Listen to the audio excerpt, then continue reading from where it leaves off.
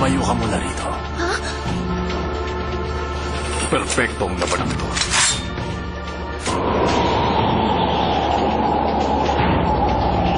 Sasuke, Madara, humanda kayong dalawa. Kukunin ko ang mga Sharingan nyo. Si Danzo. Ano kayang mga teknik ang ginagamit niya? Imposible! Yung kanang kamay ni Danzo. Puno ng mga mata na may Sharingan. Paano mo nakuha yung mga nakalagay sa kamay mo?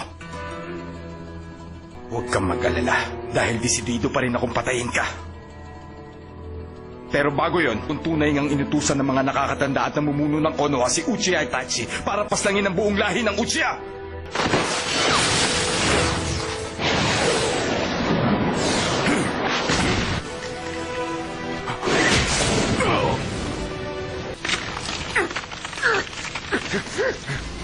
Hoy, tatanungin uli kita.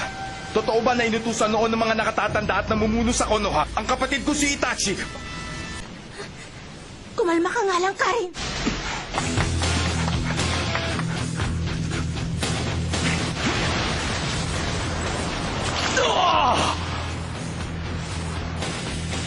Ay mananatiling parang panaginip lamang.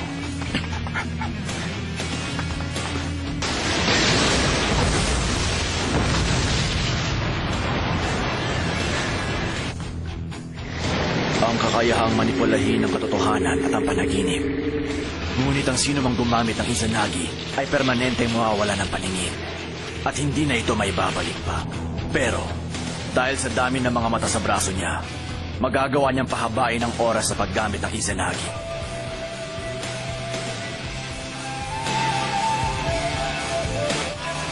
Wala talaga siyang plano makipaglaban sa akin. Kaya hinahayaan niya lang si Sasuke. Balak niyang pagurin si Sasuke at ubusin ang lahat ng chakra niya hanggang sa hindi na ito makalaban. Sa oras na magsara ang 10 mata na may Sharingan sa braso mo, yun na rin ang katapusan ng teknik mo, hindi ba? Hoy, nababaliw ka na ba? Bakit bigla ka sumugod?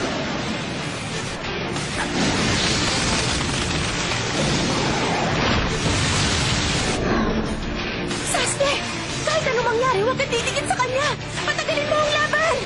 At kapag nangyari yun, sigurado akong ubos na ang chakra ni Sasuke.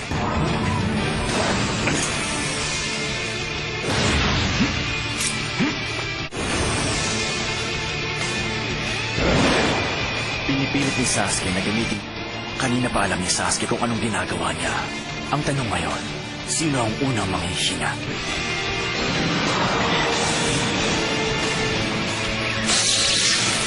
Dito na magkakaalaman. Ilang Uchiha na ba ang pinatay mo? At ikaw ang nag-utos sa kanya para gawin yan!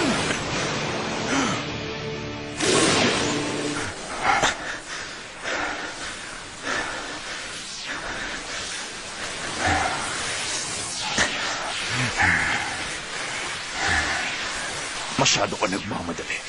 Kung hindi mo napansin, bukas pa ang mata ko. Ako nang panalo sa pagkakataong to. Anong nangyayari? Iniisip mo sigurong naiintindihan mo na ngayon ang Izanagi. Ibig sabihin ito. Ba't ganun? Ba't hindi gumagana ang Izanagi? Kagaya na rin ang sinabi mo. Ibang-iba ang genjutsu ni Sasuke sa genjutsu ni Itachi.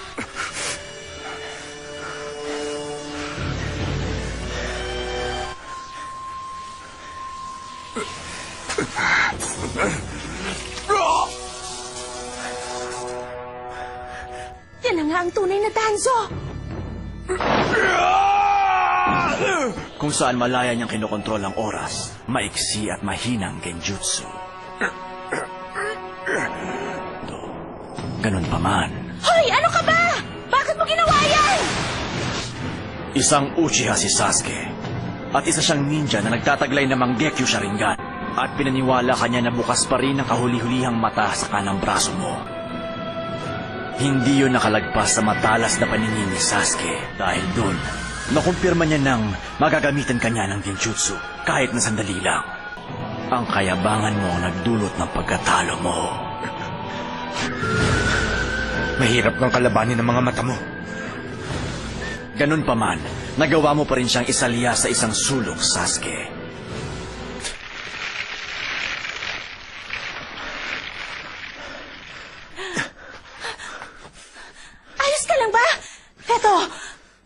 ang braso ko!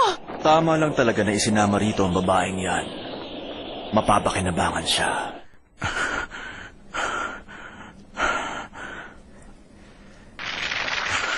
Sa dinami-dami ng tao, bakit sa batang ito pa ako nagpatalo? Hindi! Nanghihina na siya.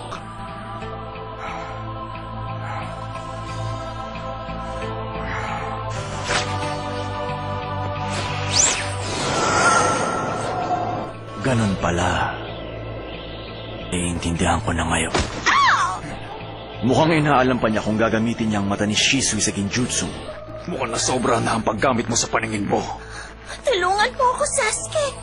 Hindi ako dapat makaksaya ng oras. Malalim ang sugat ko.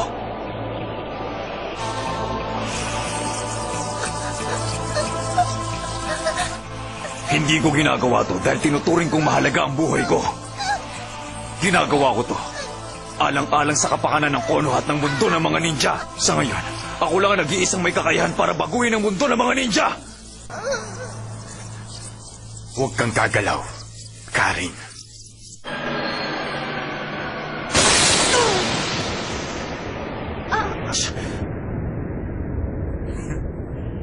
Yan nga ang gusto kong makita.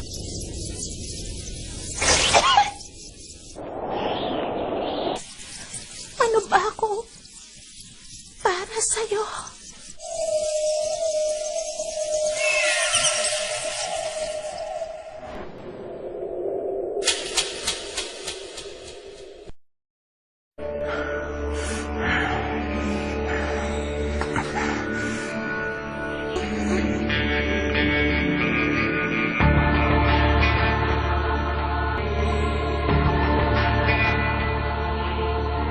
Sasuke!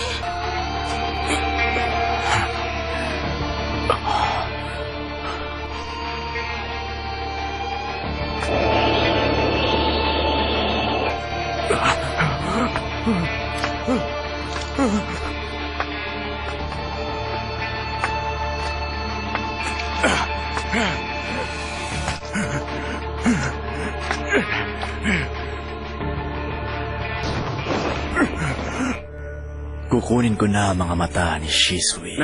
Kung ganun, kinuha niya ang mata ni Shisui.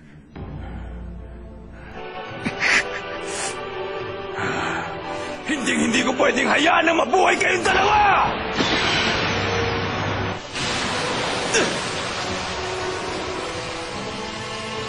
Hiruzen, kung saan nagsasayaw ang mga dahon ng puno, doon matatagpuan ang apoy para ng protektahan ng Konoha.